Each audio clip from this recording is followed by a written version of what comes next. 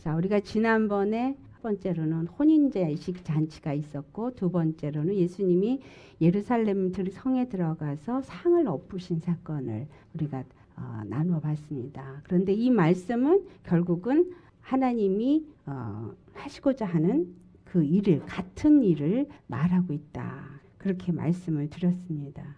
자, 오늘 우리가 나눌 말씀은 종이는 제가 나눠드렸지만 필기를 하기 위해서는 하시지만 우리 파워포인트를 좀 보시면서 저하고 함께 이렇게 눈도 맞춰가시면서 했으면 좋겠어요. 자, 여기 뭐라고 써있죠? 예수님이 보여주실 표적은 새 예루살렘 중건이다. 이 요한복음 2장에서 굉장히 중요한 말씀을 예수님이 하셨어요. 그 말씀이 바로 요한복음 2장 18절에서부터 20절까지의 말씀입니다. 자, 함께 봉독해 보겠습니다. 시작. 이에 유대인들이 대답하여 예수께 말하기를 내가 이런 일을 행하니 무슨 표적을 우리에게 보이겠느냐. 예수께서 대답하여 이르시되 너희가 이 성전을 헐라. 그리하면 내가 사흘 동안에 일으키리라. 유대인들이 이르되 이 성전은 46년 동안의 지었건을 내가 3일 동안에 일으키겠느냐 하더라. 그런데 그 21절 말씀을 보면은 21절에 뭐라고 말씀이 되어져 있어요? 예수님이 이 성전을 헐라 그건 했지만 이 성전은 바로 성전된 자기 육체를 가리켜 말씀하신 것입니다. 3일 만에 우리가 여기서 예수님의 성전을 의미하고 있는 것을 우리가 보아야 합니다. 예루살렘 성전, 그러면 예루살렘 성전에 대해서 우리가 잠깐 살펴보겠어요. 자, 예루살렘 성전을 처음에는 무엇이 시작이 됐죠? 하나님이 모세에게 뭐를 지라 그래요? 성막을 지라 그랬어요. 성막을 어디서 졌어요? 광야에서. 그런데 이 성막을 지라 그런 게 성막이 모세에게 하나님이 하늘의 성막의 식양을 보여주고 그것을 똑같이 지라 그랬어요. 근데 이 성막이 나중에 가나안에 들어와 가지고 성전을 짓게 됩니다. 그래서 이 예루살렘 성전이 누구에 의해서 지어지죠? 솔로몬에 의해서 지어지죠. 근데 이 예루살렘 성전이 지금 예수님이 오셨을 때가 어떤 때죠? 예수님이 오셨을 당시. 그때는 이미 바벨론에 끌려갔다가 다시 돌아온 이후예요. 그러니까 예루살렘 성전이 그때 당시 어떻게 됐었을 때요? 다 무너졌다가 다시 예루살렘 성전이 다시 지어져서 중건된 예루살렘 성전이었었어요. 이때가 예수님 오셨을 당시에. 근데 이스라엘 사람들은 이 성막이 굉장히 중요해요. 왜 중요할까요? 이 성막에서 누구를 만나니까? 하나님을 만나니까. 그래서 예루살렘 성전에서 하나님을 이들이 보기 때문에 이 예루살렘 성전은 하나님 앞에 예배하는 장소요, 하나님을 만나는 장소이기 때문에 굉장히 중요한데 이 모든 것들이 그래서 이 사람들은 이 예루살렘 성전에서 모든 하나님과의 만남이 있어야지만 그들이 살게 되기 때문에 제사장들의 역할이 굉장히 중요하고 그리고 예루살렘 성전의 역할이 굉장히 중요했어요. 그래서 이 새롭게 중건된 예루살렘 성전일 때 이때 느헤미야와 에스라와 이런 사람들이 와서 다시 재중건을 하였을 때 율법을 다시 발견하고 사람들한테 율법을 읽게 하고 그래서 예배를 다시 드리면서 이들이 굉장히 이 예루살렘 성전의 중요성을 깨달았을 때 예수님 오셔서 이걸 헐어버려라 그렇게 얘기를 하니까 이 사람들이 너가 이 성전을 46년 만에 다시 지은 것인데 네가 어떻게 이것을 다시 3일 만에 짓겠느냐. 우리가 성경을 항상 읽으면서요. 구약 성경을 읽을 때 신약하고 연결을 할 때 우리가 굉장히 하나님이 도대체 무엇에 어떤 부분에 포커스가 맞춰져 있고 하나님이 무엇을 중요시 여기는가 이것을 우리가 알아야 되는데 모세를 통해서 그들이 율법을 받았고 그 율법과 성막을 짓는 것들이 광야에서 이루어지고 예루살렘 성전을 이루어서 여기 이 예루살렘 성전에서 이스라엘이라는 나라가 이스라엘 백성들이 예배를 드리는 삶을 살았지만 하나님의 계획은 이스라엘의 하나님만이 아니라 누구의 하나님도 되시길 원하셔요? 이방인의 하나님도 되시길 원하신다라는 거예요. 만약에 이 예루살렘 성전에서만 하나님을 만날 수 있다면 이방인들은 절대로 하나님을 만나고 하나님의 백성이 되고 하나님의 구원에 이를 수가 없어요. 그런데 이 모든 것들은 성막이 하늘 성소를 똑같이 식양을 만들어서 한 거라. 그러면 이 성막은 뭐예요? 그림자라는 얘기죠. 이 말은 뭐냐? 모형이다 이 말이에요.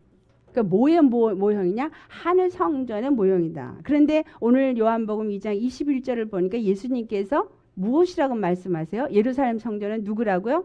예수 그리스도를 말한다. 그러면 이 성막은 어떤 것의 모형? 하늘에 있는 성전의 모형이고, 그렇다면 이 오리진이 누구라는 얘기를 하는 거예요? 예수, 그분이 하나님, 그 다음에 예수께서 바로 이 성전이다라는 얘기를 해주는 거죠. 그래서 이 예수님께서 하늘의 성전이 되어지고 그 예수님이 이 땅에 오셔서 무슨 일을 하시겠다라는 걸 우리한테 얘기해주고 있냐 하면은 예수님이 십자가에서 죽으시고 사흘 만에 부활하셔서 성전을 세우는 일을 다시 하시겠다 이 말이거든요. 그러니까 보여지는 이 예루살렘 성전은 모형이고 오리진은 바로 예수 그리스도가 오리진이고 그 예수님이 오셔서 그 성전을 정말 하나님이 원하시는 하늘 성전을 새롭게 짓는 그것의 시작이 무엇을 말하냐면 십자가에 죽으시고 사흘 만에 다시 살아서 하늘 보좌에 앉으신 그것이 하늘 성전을 새롭게 짓는 것의 시작이다 이 말이에요. 그래서 예루살렘 성전에서 이스라엘 백성들이 하나님을 여호와 하나님을 만났는데 이제는 예수님께서 십자가에 죽으시고 3일 만에 그렇게 해서 성전을 짓는 그 성전이 되어져서 이제는 모든 믿는 자들이 이스라엘인이나 이방인이나 다 예수 그리스도 안에서 그렇죠? 어디서? 성전 안에서 하나님을 만나잖아요. 그러니까 예루살렘 성전 안에서 하나님 앞에 예배하고 하나님을 본 것처럼 이제는 이방인이나 이스라엘 유대인들이 예수 그리스도 안에서 누구를 뵌다는 거예요? 하나님을 뵙고 하나님과 만남이 이루어지고 하나님 앞에 예배하는 삶이 이루어진다라는 것입니다. 그래서 여기에 무엇으로? 믿음으로. 그래서 믿음으로 예수 그리스도 안에 우리가 들어가지는 것은 곧 성전 안에 들어가지는 것인데 사도 바울을 통해서 우리가 고린도서에 뭐라 그래요? 여호와의 성전이라고. 우리가 하나님의 성전이라고 말하잖아요. 우리가 하나님의 성전은 어떻게 해서 성전이 되지냐? 바로 하나님의 성전이 예수 그리스도 안에 들어가서 한 몸이 되어졌을 때 하나님의 성전이 되어질 수 있다라는 것입니다. 이해가 되세요? 그러니까 우리의 믿음은 예수 그리스도 안에서 무엇이 되는 것이 우리의 믿음이에요? 예루살렘 성전이 되는 것이 우리의 믿음이 중요합니다라는 것이죠. 이것을 생각하시면서 우리가 다음을 가보시겠어요. 예수님께서 그래서 이 성전을 헐라 내가 사흘 동안에 일으키리라고 말한 그 예루살렘 성전은 바로 예수 그리스도시다.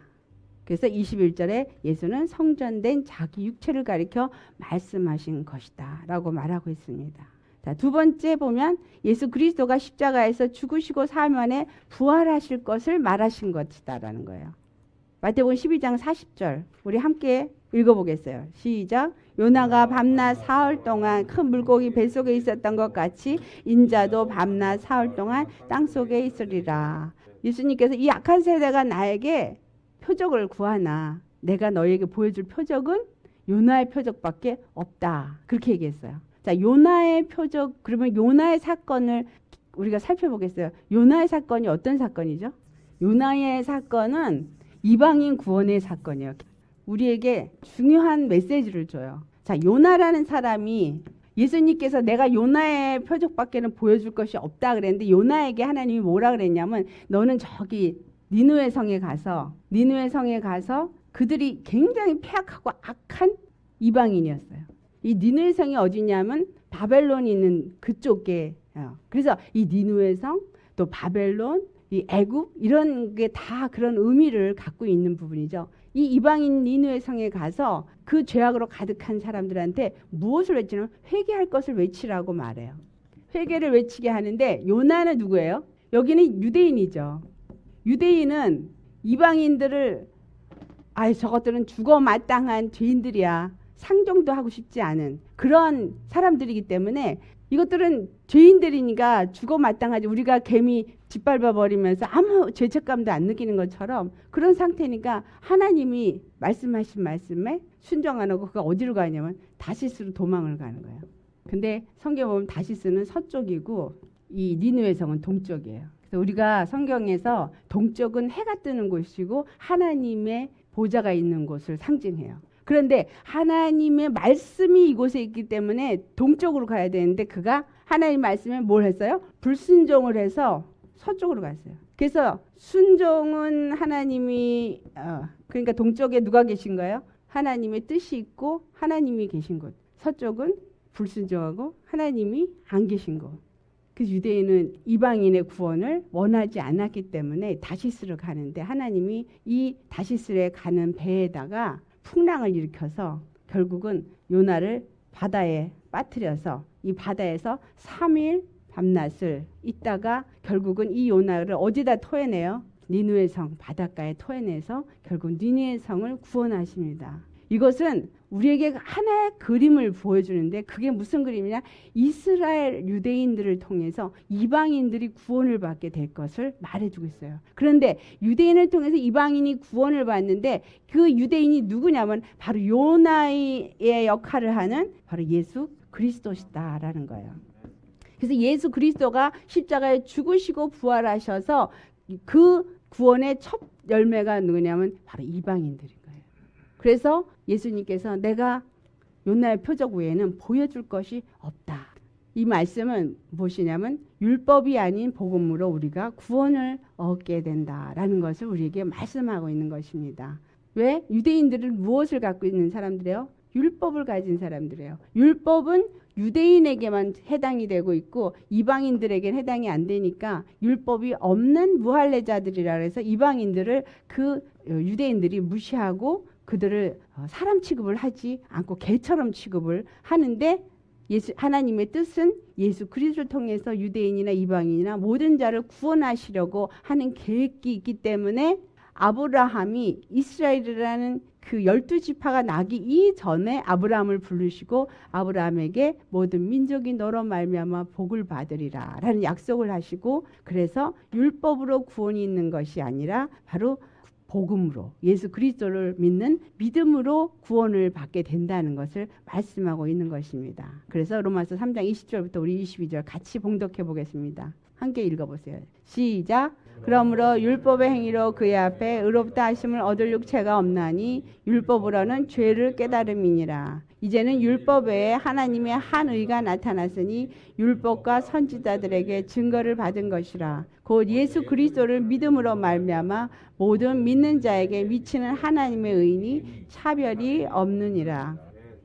율법 외에 한 의가 나타났는데 그 의가 누구예요? 예수 그리스도 하나님의 한 의가 되신다. 그래서 율법과 선지자들이 누구를 증거해요? 예수님을. 그래서 누가복음 24장 44절에 모세의 율법과 선지자의 선지서와 그 다음에 시편은 나에 대해서 말한 것이다 라고 말을 해요. 그러면서 그 구약의 율법서나 선지서나 시편이 예수님이 오셔서 십자가에 죽으시고 우리의 죄를 대신해서 죽으시고 그 다음에 3일 만에 부활하셔서 이 복음이 모든 민족에게 전파되어질 것이 기록되어 있다라고 말하는 것이 44절부터 47절까지 있는 말씀이에요. 구약에 그것이 써 있다는 얘기예요. 그러니까 예수님이 십자가에 죽으시고 부활할 게 구약에 써 있고 뭘 얘기하는가? 요나서를 가지고 얘기를 해줄 수 있죠. 그리고 6월절 어린 양 사건 이런 사건들이 예수 그리스도 죽으시고 부활하실 사건들을 말하고 있고 그 다음에 그 회개의 전파가 누가 니느웨 성이 회개를 할 수 없이 토해내놓고 할 수 없이 그 복음을 전하게 하니까 요나가 큰 소리로나 했겠어요? 하기 싫은데 회개하라 했겠죠. 그냥 듣거나 말거나 원하지 않으니까 막 열심히로 전심으로 안 외쳤을 거라는 거예요. 그런데 누가 회개를 했어요? 임금이 그 나라 왕이 회개를 하면서 모두에게 선포를 한 거예요. 금식을 선포하고 그리고 회개를 하고 선포를 하고 그들이 그래서 전부 제 가운데 하는 데서 베옷을 입고 회개하는 통회하고 자복하는 회개 역사가 일어난 거예요. 그러니까 화가 났어요. 요나가. 내가 이럴 줄 알았어요, 하나님. 그래가지고 화를 막 내가지고 이파리 밑에 앉아서 햇빛을 피하고 붕시렁붕시렁 하고 있는데 벌레가 그거를 먹게 하나님이 하신 거예요. 먹게 하니까 자기가 지금 땡볕에 앉아서 그러니까는 이걸 왜 또 벌레를 먹게 하냐고 컴플레인 하니까 너는 네가 잠깐 그 햇빛을 가린 그것도 그렇게 없어진 걸 안타까워하면서 저기에 지금 있는 내 백성들이 죽는 거에 대해서 네가 안타까워하지 않느냐. 그런 얘기를 하십니다. 하나님은 사랑이세요. 그래서 유대인 이방인의 차별이 없다는 것을 우리가 알 수 있습니다. 그래서 이러한 것들이 모두 회개가 전파되어져서 복음이 모든 민족에게 전파되어질 것들이 구약에 써 있다라는 것입니다. 그래서 고린도서 4장 18절 우리 함께 봉독합니다. 시작. 우리가 주목하는 것은 보이는 것이 아니요 보이지 않는 것이니 보이는 것은 잠깐이요 보이지 않는 것은 영원함이라. 구약에는 다 보여지는 사건으로 기록되어 있어요. 그렇죠? 구약의 모든 사건은 하나의 역사에 일어난 사건이고 우리 눈으로 다 볼 수 있도록 다 기록이 되어 있어요. 그런데 이 볼 수 있도록 기록되어지고 모든 역사 속에 있는 사건이지만 그 모든 것들은 보이지 아니하는 영적 세계의 사건을 기록한 것이다라는 것입니다. 그래서 그것을 통해서 우리에게 무엇을 알게 하는 거냐면 땅에 있는 사람들은 육체의 눈을 가지고는 하늘의 것을 절대로 알 수 없기 때문에 육체의 눈으로 보는 것을 가지고 영적인 세계를 이해할 수 있게끔 하나님이 하셨다라는 것입니다. 그래서 구약에 나타나는 모든 지명, 사람의 어떤 행한 거, 성들의 이야기, 그런 그 사람들의 모든 풍습 이런 것들은 전부 우리 복음과 관계가 있다라는 것입니다. 자, 그렇다면 이 예수님께서 허르라 이 말은 우리 함께 읽어보시겠어요? 예수 그리스도로 말미암아 세워질 새 예루살렘 성전은 그리스도의 몸된 교회다. 그래서 예수 그리스도를 통해서 교회가 세워지는 것입니다. 그래서 보여지는 예루살렘 성이 아니라 보이지 아니하는 하나님의 몸된 교회, 그리스도의 몸된 교회를 세우고자 하시는 것이 바로 하나님의 뜻이다라는 것이에요. 그래서 성전의 모퉁이 돌이 되신 그 예수 십자가의 은혜와 그 사랑을 말하고 있습니다. 에베소 2장 20절 말씀 너희는 사도들과 선지자들의 터 위에 세우심을 입은 자라. 그리스도 예수께서 친히 모퉁이 돌이 되셨느니라. 2장 20절에 뭐라 그랬죠? 사도와 선지자들. 그런데 이 선지자와 사도들이 이렇게 세우면 더 이해가 더 쉬울 것 같아요. 여기는 구약과 신약 누굴 얘기해요? 예수님을 얘기하고 여기는 선지자 그러니까 그 다음에 사도. 자, 구약에서 얘기한 이것이 반석이 되시는 예수. 그 예수님이 신약과 구약에 나타나는데 그 신약과 구약에 나타나신 그 예수님이 반석에 그 말씀을 선지자들이 구약에서 다 예언을 하셨고 그 예언하신 대로 예수님께서 다 이루셨고 사도들이 또 얘기하고 있어요. 그러니까 이거는 선지자들은 뭘 얘기해요? 오실 예수에 대해서 얘기를 해요. 예수 그리스도가 메시아로 오셔서 어떤 일을 하실 건지 사도들은 오신 예수 그리스도를 말하죠. 그러면서 이 사도들이 말하기를 바로 그 선지자들이 말하여 온 그 메시아가 바로 예수 그리스도다. 그렇게 말하는 거죠. 그래서 이 사도들과 선지자들의 터 위에 이제 우리가 성전으로 지어져 가야 되는데 예수님께서 바로 이 반석이 되어 주셨기 때문에 여기에 우리가 뭐가 되어야 돼요? 벽돌이 되어져서 하나씩 지어져 가야 되는 건가요? 그러면 우리의 믿음의 반석이신 예수님 위에 내가 믿음의 집을 짓 때 우리가 바로 구약에 약속하신 예언의 말씀대로 예수님이 오셨고 그 예수님이 이 땅에 그 약속대로 오신 그것을 이 땅에서 이루시면서 이제 다시 오실 분이라는 것을 믿고 그 말씀에 하나가 되어졌을 때 영생은 곧 유일하신 참 하나님과 그가 보내신 자 예수 그리스도를 아는 것이다. 그러니까 영생은 유일하신 참 하나님, 이분이 유일하신 참 하나님이 말씀이 육신이 되어 오실 것을 말했고 오신 것을 말했고 그분이 바로 하나님의 아들 예수 그리스도라는 거. 그래서 이것을 한 하나님 그 예수를 믿고 내가 그래서 요 사이에도 다 벽돌과 벽돌 사이에 예수님의 피로 예수님의 피가 있어야지만 벽돌과 벽돌이 붙어져요. 그렇죠? 그러니까 이 예수님의 십자가를 믿지 않고는 우리가 하나님의 성전으로 지어질 수가 없는 것이 문제라는 것이죠. 그래서 십자가에 죽으시고 부활하신 예수님을 믿는 믿음, 그것을 우리가 가질 때 우리가 성전이 될 수 있다라는 거예요. 그래서 십자가에 연합될 때 우리가 성전으로 지어지게 된다. 십자가에 연합되셨습니까? 에베소 2장. 그래서 21절 22절 시작. 그의 안에서 건물마다 서로 연결하여 주 안에서 성전이 되어가고 너희도 성령 안에서 하나님의 거하실 처소가 되기 위하여 그리스도 예수 안에서 함께 지어져 가느니라. 여기 누가 앉아 계시는 거예요? 바로 성전이니까 하나님이 계시는데 이 하나님은 삼위의 하나님. 그러니까 성부 성자 성령 삼위의 하나님이 바로 우리의 머리가 되시고 우리는 사도와 선지자들의 그 지은 터 안에서 함께 그리스도의 십자가의 보혈로 말미암아서 연합되어져서 성전으로 세워져 가게 되어진다라는 것입니다. 그래서 성령 안에서 이 안에 누가 다 역사를 하는 거예요?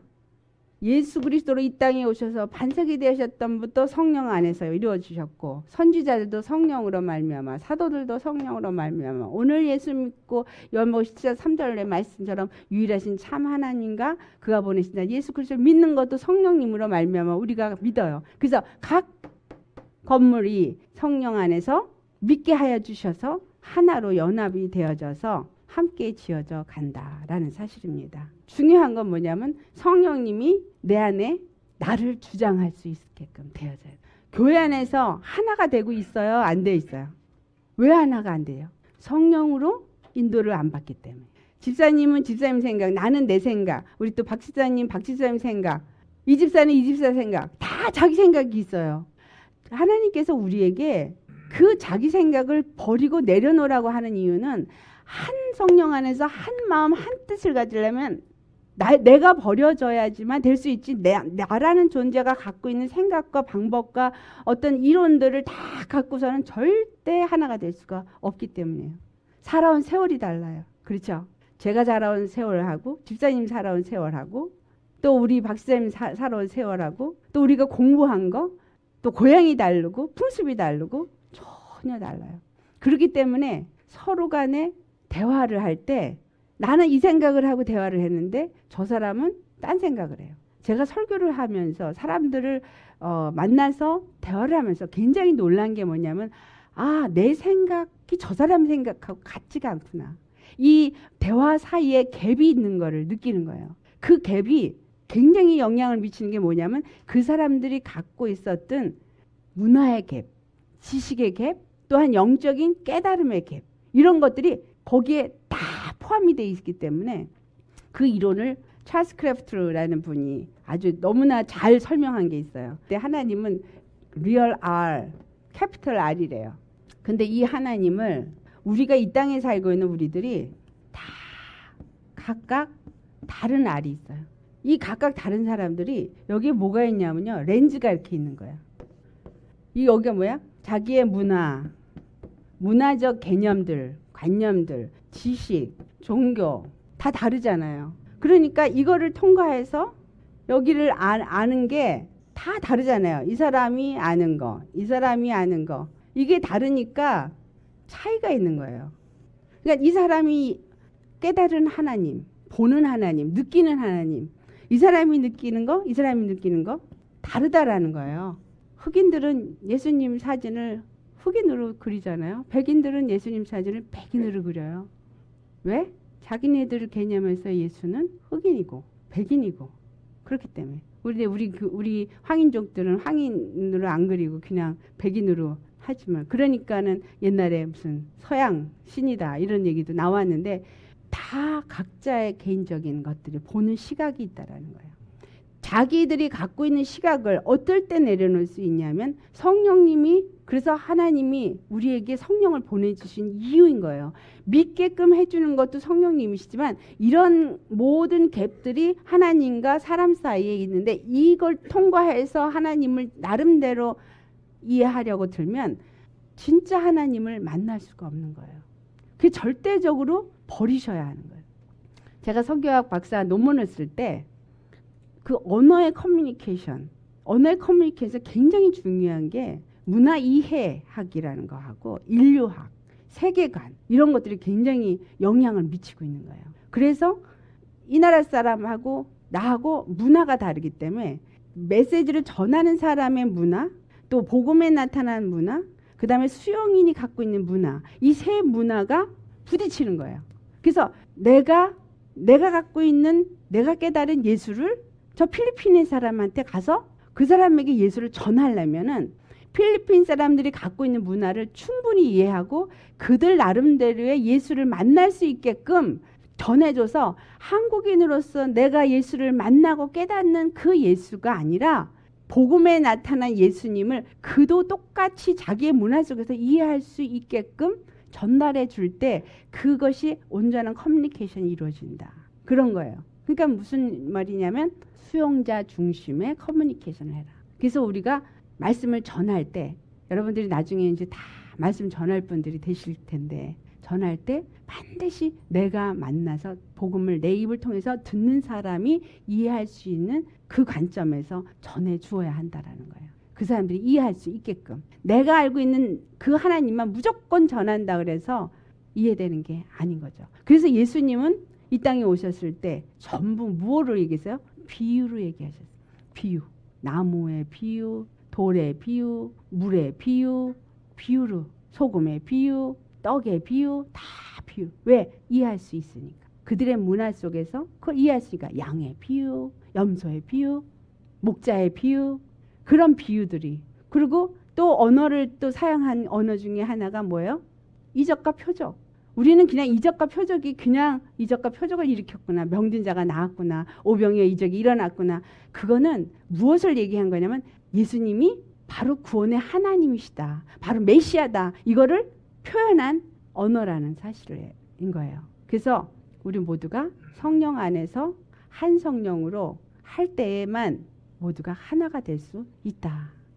그러니까 뭘 기도하셔야 되겠어요? 성령 충만. 성령 충만을 놓고 기도하셔야 돼요. 성령 충만이 무슨 뭐 방언을 말하고 뭐 방언 통변을 하거나 뭐 신유의 은사나 역사를 이렇게 그런 걸 얘기를 하는 게 아니라 그거는 하나님이 때를 따라 알아서 은사를 주실 때 사용하도록 하는 것이지만 중요한 건 내가 하나님의 성령, 하나님의 영으로 인도함을 받는 자가 되어야 하기 때문에 성령 충만해야 되는 거예요. 로마서 8장 9절에 있는 말씀 그리스도의 영이 없으면 그리스도의 사람이 아니다라고 말해요. 그러니까 그리스도의 영의 사람이 되려면 육의 내가 벗어져야지만 그리스도의 영이 내 안에 더 들어오고 말씀이 내 안에 더 들어와서 나를 더 그리스도화 하기 때문에 아멘. 그래서 성령님의 인도함을 받는 자가 되셔야 한다라는 것입니다. 그래서 예수 그리스도를 머리로 모실 때 그리스도의 교회가 된다. 이 말은 뭐냐면 말씀이 항상 나의 통치를 할 수 있게끔 하나님의 말씀이 내 생각을 지배하고 내 마음을 지배할 수 있는 통치를 받는 그 상태가 되어져야 된다라는 거예요. 에베소 5장 23절에 뭐라고 표현하냐면 남편과 아내로 표현했어요. 우리 함께 읽어보겠습니다. 시작. 이는 남편이 아내의 머리됨이 그리스도께서 교회의 머리됨과 같음이니 그가 바로 몸의 구주시니라. 남편이 아내의 머리에 그래서 한국 남자분들이 아내는 내 하수인이고 나를 돕는 마치 종처럼 생각해요. 그리고 여자는 잠잠하라. 이 남편과 아내를 주신 거는 바로 그리스도와 교회의 관계를 말하는 것입니다. 왜? 그리스도가 남편이요 머리고 교회는 그의 몸이기 때문에. 그렇죠? 자, 성경 하나 찾아보세요. 고린도전서 12장 27절 같이 봉독합니다. 시작. 너희는 그리스도의 몸이요 지체의 각 부분이라. 아멘. 그런데 자 23절, 24절, 25절을 우리 함께 봉독해 보시겠어요? 시작. 우리가 몸에 덜 귀히 여기는 그것들을 더욱 귀한 것들로 입혀주며 우리 아름답지 못한 지체는 더욱 아름다운 것을 얻느니라. 그런즉 우리 아름다운 지체는 그럴 필요가 없느니라. 오직 하나님이 몸을 고르게 하여 부족한 지체에게 기중함을 더하사 몸 가운데서 분쟁이 없고 오직 여러 지체가 서로 같이 돌보게 하셨느니라. 어떤 사람은 환상을 잘 봐요. 꿈도 잘 꿔요. 그래서 환상을 잘 보니까 내가 굉장히 신령해서 환상을 잘 보는구나. 어떤 사람은 환상을 전혀 못 봐요. 그냥 말씀에 깨달음은 있지만 그럴 때 환상을 자주 보는 사람은 자기가 굉장히 신령해서 환상을 잘 보는 줄 알아요. 그런데 미안하지만 환상을 보게 하는 건 뭐예요? 보고 믿으라고. 아멘. 보고 믿으라고. 안 보고 믿는 자가 더 복된 자예요. 자, 보지 않으면 믿지 않기 때문에 보여주는 거예요. 그런데 보지 않고 믿는 사람은 뭐예요? 성령님이 내 안에 들어와서 믿게 해주시고 그냥 믿는 거예요. 어린아이처럼 그냥 받아먹는 거예요. 그래서 환상을 보여주는 것도 또 치유의 은사를 받았어요. 내가 어떤 하나의 병고침을 받았어요. 그걸 통해서 뭘 하는 거예요? 하나님은 치료의 하나님이시구나. 그걸 아는 거예요. 그럼 육체가 건강해서 한 번도 치유의 경험이 아닌 사람은 하나님의 은혜가 없는 사람이냐? 아니에요. 왜? 그 연약함을 여기서 지금 말했죠. 그 연약함을 덧입게 하셔서 온전케 하시는 하나님인 것을 알게 하는 거예요. 그래서 각 사람마다 하나님이 당신을 나타내는 방법이 다 달라요. 그래서 내가 어떤 경험을 했든 어떻게 하나님을 만났든 중요한 건 내가 오늘 예수를 믿고 예수님을 알고 예수님을 따르는 자냐 아니냐. 그게 중요한 건 거죠. 그래서 먼저 믿은 자 나중 믿는다 이런 얘기하죠. 그러면 어떤 사람은 교회를 먼저 오래 다녔고 나는 인제 다녔기 때문에 그걸 먼저 믿고 나중 믿는 걸 얘기를 하는데 그게 아니에요. 먼저 믿은 자가 나중 되고 나중 믿은 자가 먼저 된다는 얘기는 이방인과 유대인을 말하는 거예요. 먼저 믿은 자가 유대인이에요. 근데 유대인이 어떻게 돼요? 나중에 돼요. 그 다음에 이방인들이 나중에 복음을 받아들였지만 먼저 되잖아요.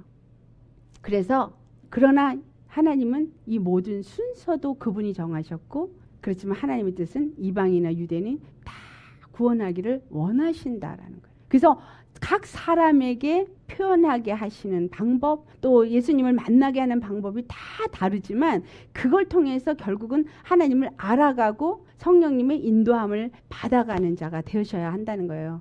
우리 이 집사가 하나님이 나는 덜 사랑하는 것 같다고 그래서 Jesus loves me 이름을 줬다 그래서 제가 되게 귀엽죠. 재미있는데 제가 저 사람이 볼 때는 많은 은혜를 받는 것 같으니까 굉장히 예수님은 저를 더 특별히 사랑하는 것 같이 느껴지죠. 근데 뭐예요? 순서가 다를 뿐인 거예요. 왜? 역할이 다르니까. 순서가 다르고 역할이 다르고 그렇지만 나를 불러서 나를 훈련시키는 동안에 자기도 모르게 자기도 이미 훈련을 받고 그 안에서 함께 협력되어져 갈 수 있는 그 지체로서 함께 가게끔 하나님이 이미 다 하고 계시다라는 거예요. 그래서 오늘 제가 여기서 말씀을 여러분에게 전하지만 제가 여러분보다 더 잘났거나 더 사랑을 많이 받은 건 아니다라는 거예요. 그 사랑은 십자가에서 똑같이 주셨어요. 다만 여기도 그 얘기가 나오죠. 어떤 이들은 뭐라겠어요? 28절 29절 보면 하나님이 교회 중에 몇을 세우셨으니 첫째는 사도요 둘째는 선지자요 셋째는 교사요 그 다음은 능력을 행하는 자요 그 다음 병 고치는 인사와 서로 돕는 것과 다스리는 것과 각종 방언을 말하는 것이라. 다 사도이겠느냐 다 선지자이겠느냐 다 교사이겠느냐 다 능력을 행하는 자이겠느냐 또 그 다음에 다 병 고치는 인사를 가진 자이겠느냐 다 방언을 말하는 자이겠느냐 다 통역하는 자이겠느냐. 너희는 더욱 큰 은사를 사모하라. 자, 은사를 사모하는 것은 은사자가 돼서 뽐내라고 하는 게 아니라 은사를 통해서 누구를 나타내기 위함이었냐면 하나님의 능력을 나타내주고 살아계신 하나님, 구원의 하나님을 나타내도록 우리에게 은사를 주시는데 우리에게 은사가 더 많으면 무엇이 더 많아지는 거예요? 맡은 일이 더 많아지는 거예요. 그래서 하나님이 다 부르시고 우리 몸에 손가락이 하는 일, 입이 하는 일, 코가 하는 일, 귀가 하는 일이 다 다른 것처럼 우리도 다 다르게 부르셔서 어떤 사람은 그냥 와서 그냥 앉아 있는 것만으로도 큰 일이고, 어떤 사람은 부엌에 가서 설거지만 하는 것도 큰 일이고, 그래서 어떤 것도 귀하거나 천한 것이 없다라고 이 사도 바울이 고린도전서 12장에 말씀하고 있습니다. 아멘. 자, 여기서 중요한 거 하나, 이제 마지막으로 2장 끝부분에 사람을 의지하지 않는다. 왜? 하나님은 우리가 그래서 이거를 알면 우리가 열심히 우리의 노력으로 뭔가를 해보려고 하는 착각을 안 하실 거예요. 하나님은 절대적으로 사람을 의지하지 않습니다. 요한복음 2장 24절 25절 시작. 예수는 그의 몸을 그들에게 의탁하지 아니하셨으니 이는 친히 모든 사람을 아시며 또 사람에 대하여 누구의 증언도 받으실 필요가 없었으니 이는 그가 친히 사람의 속에 있는 것을 아셨음이니라. 사람의 속에 있는 게 무엇이겠어요? 아이고, 더럽기가 한량이 없어요. 너무너무 더러워요. 그래서 절대로 거룩하지 않은 것에 하나님은 자신을 의탁하지 않으신다. 하나님의 일을 하나님은 죄인들을 통해서 일하지 않으신다라는 사실이에요. 왜냐하면 친히 아시기 때문에. 그죠? 여러분이 아무리 숨기고 있는 것 같아도 여러분 심령 속에 하고 있는 거 다 아셔요. 여러분 생각하는 거 순간에 주님이 어느 정도 예민하게 그걸 알게 하시냐면요. 머릿속에서 제가 한 번만 잠깐 생각을 탁 하잖아요. 금방 회개하게 하셔요. 왜? 내가 지금 슥 지나가지 생각했는데 하나님 그거 마음에 안 드니까. 그 정도로 여러분들도 민감해지셔야 돼요. 우리가 언제 둔하냐? 너무 더러운 게 덮여져 있으면 둔해요. 그런데 씻겨지고 말씀으로 씻겨지고 더 씻겨져서 정결해지면 질수록 하얀 옷을 입었을 땐 여기 뭐 묻으면 금방 알잖아요. 근데 까만 옷 입은데 뭐 묻으면 알아요? 몰라요. 더러운 거 모르지만 똑같아요. 그러니까 우리의 죄성이 더러운 게 가득할수록 내가 뭐가 더러운지 모르는데 심령이 깨끗해질수록요 얼마나 더러운 것들이 잘 드러나는지 알아지는 거죠. 그래서 우리는 우리 자신이 얼마나 더러운 것인지를 발견할 수 있기를 바랍니다.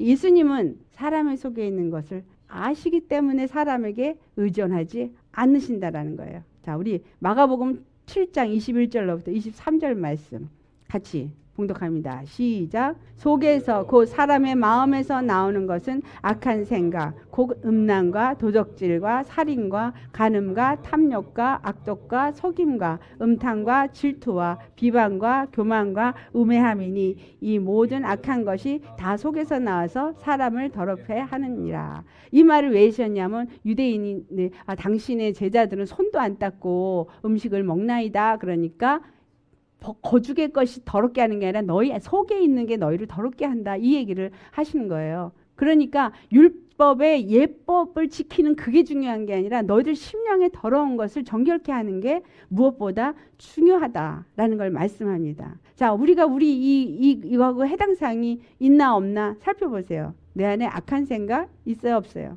당연히 있죠. 음란 있으세요, 없으세요?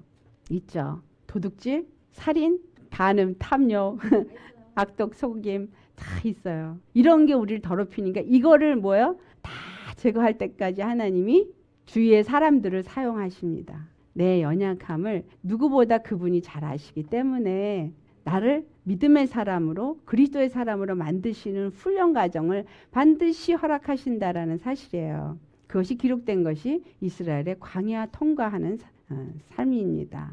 그래서 예수님은 사람의 증언을 필요로 하지 않으세요. 자, 우리 여기서 한 가지 중요한 걸 생각해 보기를 원합니다. 사람의 증언을 필요로 하지 않기 때문에 예수님이 부활하신 거를 아는 제자들도 나가서 증거하라고 안 그랬어요.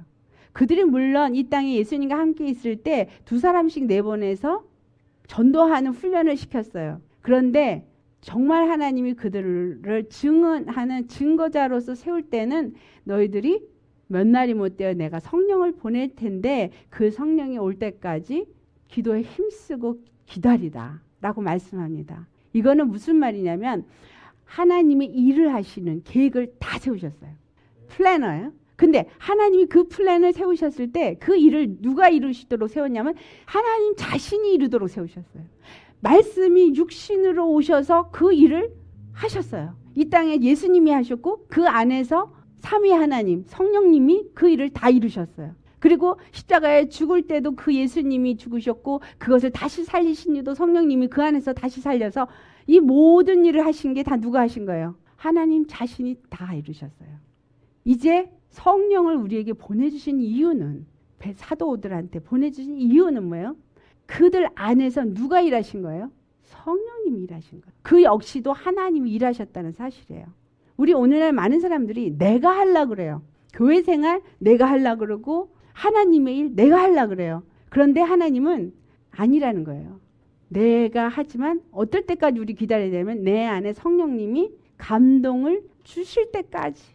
하나님이 감동을 여러분 안에 빌립보서 2장 13절에 하신 말씀이에요. 우리 한번 찾아서 읽어보시겠어요? 빌립보서 2장 13절.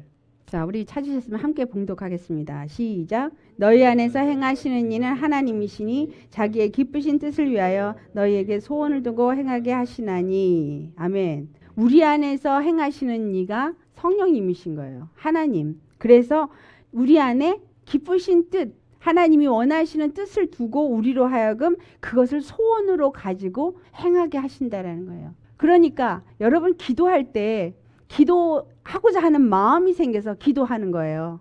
내가 기도를 잘해서 기도를 하는 게 아니라 기도를 하게 하시기 때문에 기도하는 겁니다. 그리고 기도하실 때 어떤 게 생각이 나요. 그리고 그거를 기도해요. 근데 그 생각이 나서 그걸 기도할 때 그 기도를 생각나게 해서 기도하게 하신 이가 내 안에 계신 성령님이신 거예요. 왜? 왜 그 기도를 하게 할까요? 하나님의 그 뜻을 이루기 위해서. 그러니까 나한테 어떤 기도를 할 때 하나님이 이거를 원하시는구나 라고 생각하시면 됩니다. 전혀 생각하지도 못했는데 만약에 제가 하나를 이슈를 놓고 성령님이 기도 중에 생각나게 하셔서 그걸 막 기도를 시키셔요. 그럼 무슨 의미냐면은 내가 어떻게 하다가 생각이 나서 기도한 게 아니라 하나님이 그 일을 이루고 싶기 때문에 저한테 기도를 하게 하시는 거예요. 그러니까 제가 그 기도를 할 때는 뭘 알게 된가? 하나님의 뜻이 이거구나. 그래서 이 일을 하나님이 하시겠구나. 그리고 그거를 하기 원해서 기도하게 하시는구나. 이게 여러분이 생각하는 바른 생각입니다. 뭔가를 여러분 안에서 막 하고자 하는 생각이 막 계속 푸시를 해요.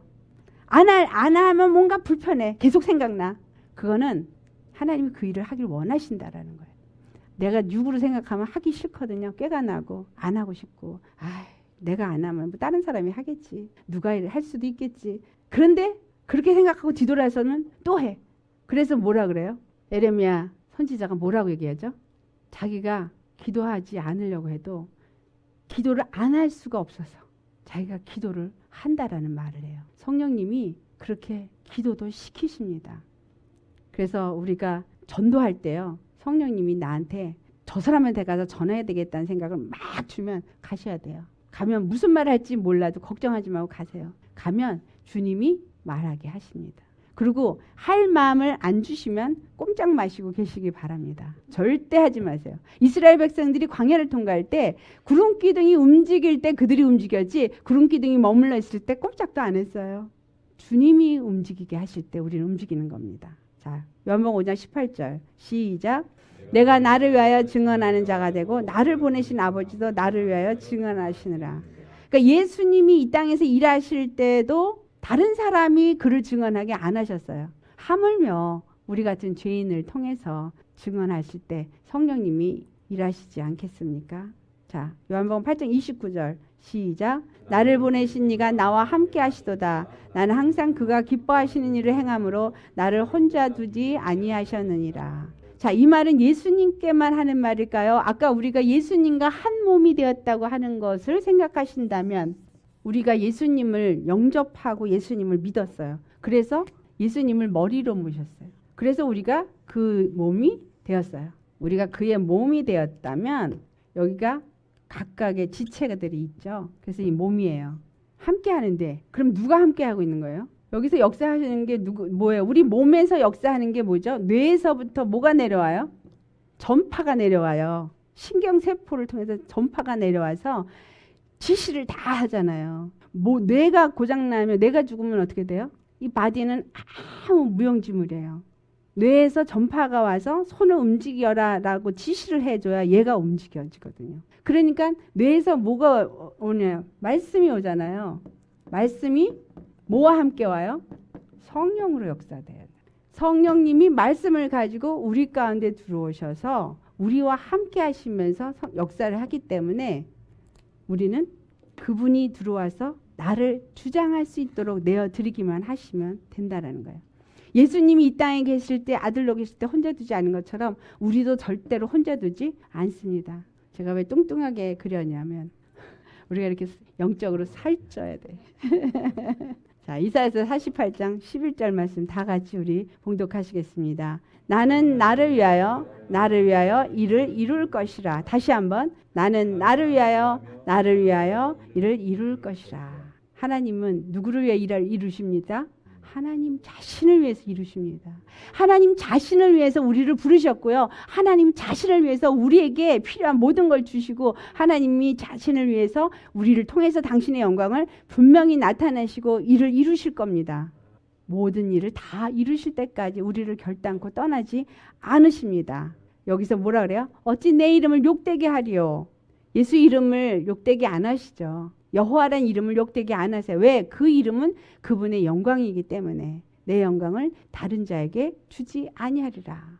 구원의 하나님이라는 영광을 다른 사람에게 안 준다는 거예요. 오직 예수님만이 우리 구원의 하나님. 그래서 그 구원의 하나님이 내 이름의 영광을 위해서 내가 이루리라 이 말은 뭐냐면 우리의 모든 삶 속에서 구원의 하나님을 나타내시는 일을 끊임없이 하실 거라는 사실이에요. 그러니까 우리가 믿는 건 뭘 믿는 거냐 하면 내가 아무리 어려움 속에 있어도 구원의 하나님이 나를 여기서 반드시 건지신다. 그리고 하나님의 영광을 나타내신다. 그리고 그 뜻하신 일을 이루신다. 믿으십니까?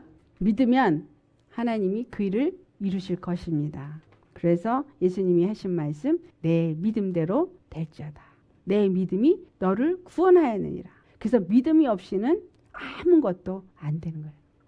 그래서 그리스도의 몸이 되어진 이것에 하나님의 영이 거할 때 이것이 성전이 되어지는 것이다. 그래서 예루살렘 증거를 예수님이 십자가에서 죽으시고 부활하셔서 이루어 가시고 계십니다. 지금. 왜? 지금 한 사람씩 예수 믿고 예수님 안으로 들어오는 일을 하고 계시고 있고 그리고 접붙임의 역사가 지금 계속해서 일어나고 있는 것입니다. 그리고 연합의 역사가 일어나고 있어요. 우리 안에서 연합의 역사가 이루어져 가고 있어요. 그래서 이렇게 시간 내서 함께 와서 이 시간을 함께 하는 것도 연합의 한 부분이에요. 왜? 같은 마음을 가지고 오지 않으면 여기에 와 있지 않죠. 그리고 같은 사모함이 있기 때문에 오는 것이고. 그래서 하나님이 여러분 안에서 그 일을 이루십니다. 그래서 보이는 것을 따라가지 마시기 바랍니다. 보이지 아니하는 바로 하나님의 성전, 하나님의 영이 거하시는 그리스도의 교회가 되어지도록 하는 것이 하나님의 궁극적인 목적이기 때문에 우리 안에서 우리의 삶 속에서 우리를 통해서 반드시 내가 나를 위하여 이 일을 반드시 이루리라고 하는 그 일을 이루실 것입니다. 아멘. 어떠세요? 신나지 않으세요? 그러면 여러분이 앞에 아무리 어려운 일이 있다 할지라도 넉넉히 이길 수 있는 힘, 그게 믿음이죠.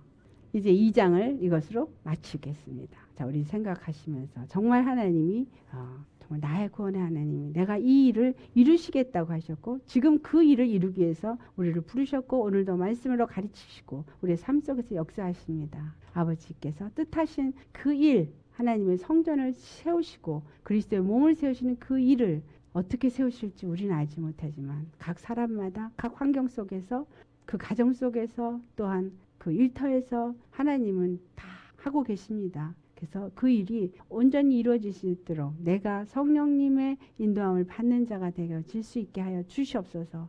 말씀의 그 전파를 바로 메시지를 받아서 움직일 수 있는 그러한 그리스도의 몸의 지체가 될 수 있는 말씀에 순종하는 자가 되게 하여 주시옵소서. 그래서 성령으로 하지 아니하고는 아무것도 하지 아니하는, 그래서 하나님이 내 안에 거하시고 하나님의 영이 나를 주장하여서 그 깊으신 뜻대로 내가 이 땅을 살아나가서 그리스도의 영광을 나타낼 수 있는, 그 이름의 영광을 나타낼 수 있는 그러한 자가 되게 하여 주시옵소서. 이걸 놓고 우리 할렐루야 기도하시겠습니다.